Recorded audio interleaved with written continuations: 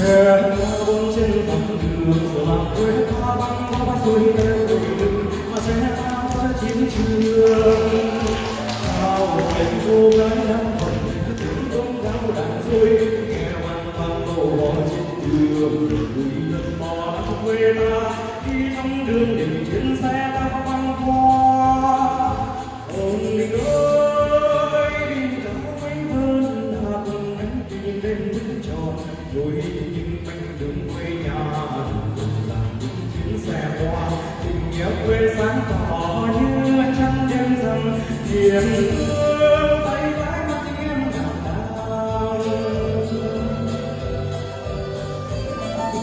xe ta bon bon đi trên đường lòng vui mơ hồi huyền mình đưa như tôi dễ bao tình lời dòng dối lứa dối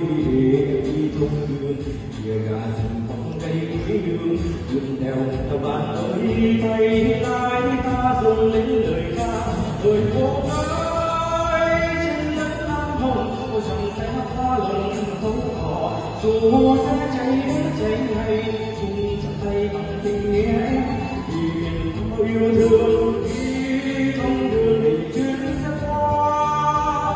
hòa trong tay em đã không ngày chuyến đường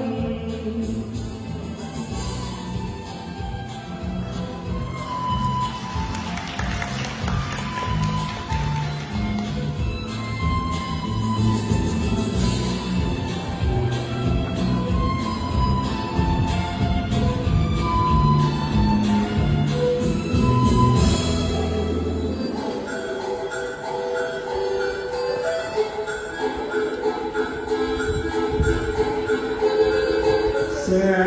bốn trên dặm đường giờ làm đôi tháng mò xuôi theo đồi đường mà xe ta ra chiến trường chào em cô gái đang mộng rất những nỗi đau đằng thôi nghe vang vang câu hò trên đường vui lần mò nắng quê ta đi trong đường để chuyến xe băng băng qua hồi xuân một mái về hòa tình em vì viên đá nhỏ đêm đêm hát trên đường quê nhà dừng làm những chuyến xe hoa tình nghĩa vui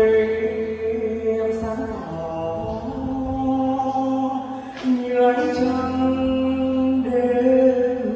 rằm hiền hương tay lái mắt em đàn đàng xe ta bon bon đi trên đường lòng vui mơ hồi mình đưa như dễ bao tâm tình chờ những người chẳng biết máu xương ngày đi không đường hiếu điều phụ lấy giá hương đây tình nào nghe vắng thương nhau ta nào có quản chi ơi cô gái trên đất lam hồng ôi dòng xe pha lòng anh thấu tỏ dù sẽ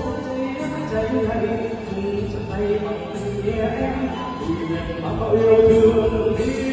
trong đường để chuyến xe qua rồi sẽ